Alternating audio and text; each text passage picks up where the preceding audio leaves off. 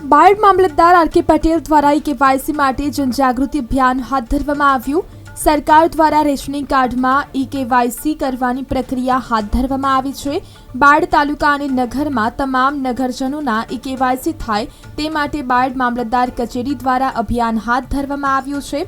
ઝડપથી બાયડ તાલુકાના તમામ નગરજનો ઈ-કેવાયસી 100% પૂર્ણ થાય તે માટેનું બાયડ મામલતદાર આર.કે. પટેલ દ્વારા રિક્ષા તેમજ અન્ય જાહેરાતોના માધ્યમથી ઈ-કેવાયસી અભિયાન હાથ ધરવામાં આવ્યું હતું. સરકારશ્રી દ્વારા તમામ રેશન કાર્ડ મેમ્બરનું આધાર બેઝ ઈ-કેવાયસી કરવા માટેની સૂચનાઓ આપવામાં આવેલ છે. તે મુજબ બાયડ તાલુકામાં ઈ-કેવાયસીની કામગીરી ઝડપથી ચાલી રહેલ છે. હજુ સુધી સિટી વિસ્તારમાં તેમજ તાલુકાના મોટા ગામ જેવા કે ચોઈરા, ગાભણ, સાઠંબા જેવા ગામોમાં વધુ ઈ-કેવાયસી મેમ્બરનું કેવાયસી બાકી હોય તેવા ગામોએ કેમ્પનું આયોજન કરવામાં આવેલ છે.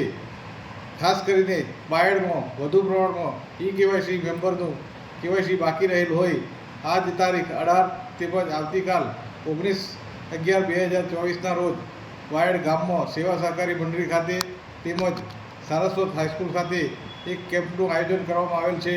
જેમાં સવારના 10 કલાકથી રાત્રિના 8 કલાક સુધી કાર્ડ ધારકો ઈ-કેવાયસી કરી શકે તેવી અગાઉથી બહોળી પ્રસિદ્ધિ પણ કરવામાં આવેલ છે. તે મુજબ આજરોજ સારી એવી સંખ્યામાં લોકો કાર્ડ ધારકો ઈ-કેવાયસી કરવા માટે આવી રહેલ છે અને આ કામગીરી ઝડપથી પૂર્ણ થાય તે માટે 3 એપ્લિકેશનથી કામ થાય છે. તે મુજબ my ration application, PDS plus application અને ગ્રામ પંચાયતમાં વીસી દ્વારા પણ આ કામગીરી ચાલી રહેલ છે અને આ કામગીરી માટે કચેરીના તમામ કર્મચારીઓ જેવા કે રેવન્યુ તલાટી, વ્યાજબીમાના દુકાનદારને પણ પીડીએસ પ્લસની લોગિન ચાલુ કરી તેઓ દ્વારા પણ કામગીરી શરૂ કરવામાં આવી રહેલ છે. આ કામગીરી ઝડપથી પૂર્ણ થાય તે માટે રોજે રોજ સતત કચેરીના નાયબ આમદારશ્રીઓને પણ સુપરવિઝન સોંપી ફોલોઅપ લેવામાં આવી રહેલ છે.